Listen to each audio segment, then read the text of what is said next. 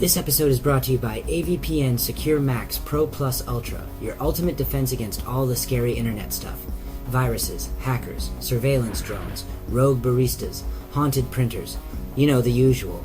All the things a VPN definitely can't actually stop, but still throws into every ad read like it's a Marvel superhero. Okay? Yeah, this isn't gonna work. Let's break down what a VPN really is. Spoiler, it's not cyber ghosts. There's something comforting about the word cloak, isn't there? It implies mystery, protection, maybe a little cosplay. But out here in the bite-blooded battlegrounds of cyber hygiene, your VPN cloak is made of wet tissue paper, and it's starting to smell.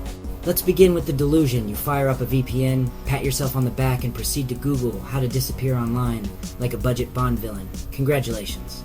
You fooled absolutely no one. Your IP is now rerouted to another IP. That's not hiding. That's changing lanes on the same highway.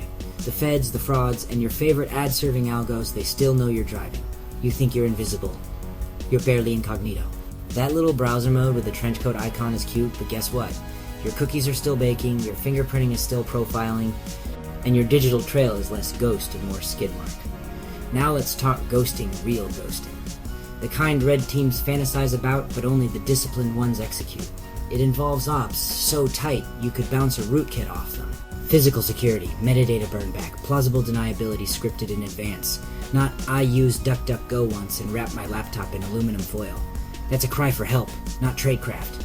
And while we're roasting illusions, VPNs don't protect you against viruses. We call that a virus scanner. We don't call that a VPN. Sure, maybe your VPN comes bundled with a malware sniffer that eats half your RAM and waves a flag every time you open a torrent, but at that point Windows Defender does the same job, minus the subscription guilt. Honestly, scanning for viruses is just theater against zero-day exploits anyway. Those threats are fresh out the oven, and your protection doesn't even know they exist yet. What your VPN might block is that love letter from your ISP passive-aggressive nonsense about excessive bandwidth usage and naughty file sharing. Basically, it hides you from your cable company's snitch algorithm. Congrats. You're one step closer to underground, if underground means riding around in a limousine with tinted windows. No one can see you doing blow in the back, but everyone knows you're doing blow in the back. And for the privacy hopefuls clutching their VPN contract like gospel, are you sure it's not logging? Really sure? Because if they've got servers in certain countries, say those with mandatory retention laws, they're legally required to keep records. No log policies become marketing copy, not operational truth.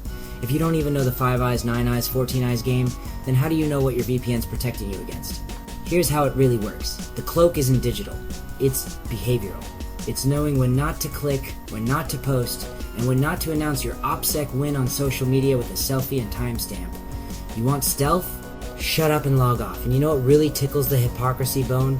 Watching threat actors vanish without VPNs while civilians shell out $9.99 a month for the placebo effect. You bought a cloak, they built a tunnel. Difference is one actually leads somewhere, so this is your wake-up slap. VPNs are decent for dodging airport Wi-Fi weirdos. They're not invisibility potions. They won't redact your metadata or rescue you from bad decisions. If your threat model includes government, corporations, or your own curiosity, you'll need more than a virtual trenchcoat and a vague understanding of TOR. Thanks for tuning in to Hak-Attack. Stay sharp, stay safe, and I'll catch you in the next one.